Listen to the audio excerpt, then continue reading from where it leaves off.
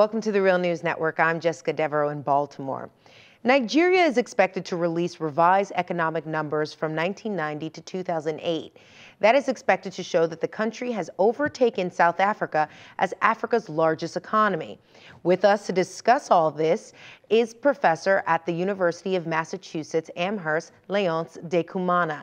He is a professor of economics at UMass Amherst, as I mentioned, and he's the director of the African Policy Program at the Political Economy Research Institute, Perry. Thank you for joining us. Thank you very much for the opportunity. So, Professor, let's talk about Nigeria. It's moving to become the #1 economy on the African continent. What is the cause behind this rapid economic growth?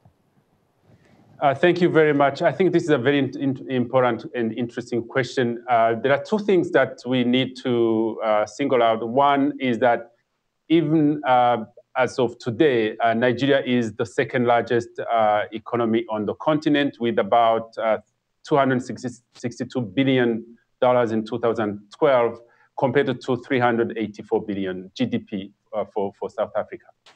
The second one is that Nigeria has been growing quite fast. In 2011, they grew by 7.4%, which went down a little bit to 6.6% in 2012.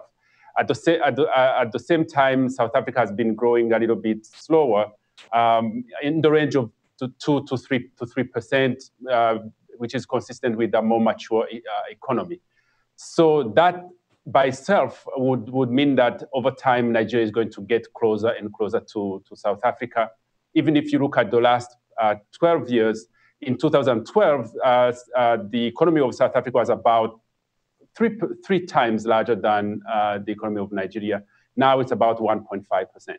Now you bring in another factor, which is the rebasing of the national data in Nigeria, which is something that other countries are going to also have to undertake because their national accounts are based on outdated, have outdated bases, in the sense that some sectors which were not there when they were doing the calculations now are more predominant in production of goods and services. One of the biggest new innovation is the telecom sector, which is becoming a bigger and bigger part of the service sector. So this requires countries to go back in their statistics and redo the weighting of each economic sector. And this, for many countries, is going to result in a larger measured amount of national output, which is GDP.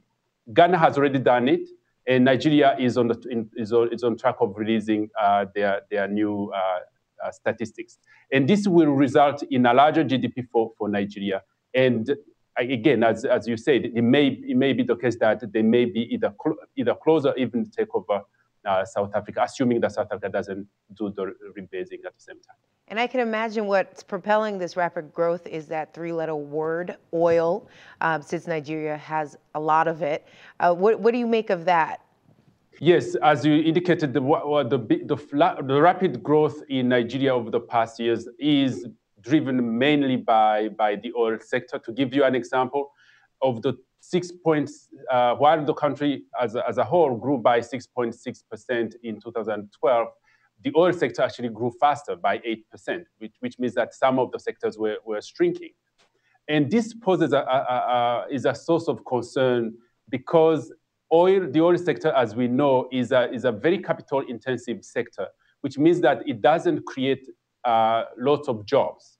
At the same time, since we're talking about South Africa and Nigeria, they share two important problems.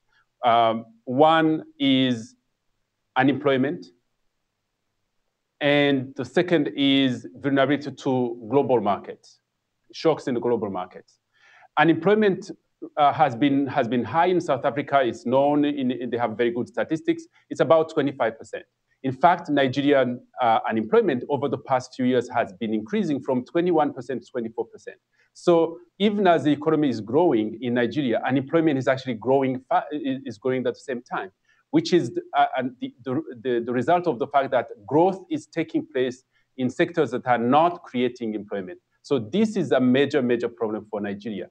At the same time, the sectors which provide the livelihood for the majority of the population, especially agriculture, is not growing as fast because there has not been sufficient investment in technology so that productivity in agriculture, the mainstay of the livelihood of the population, is actually seeing a decline in productivity. And that is true for Nigeria as well as for many other African countries.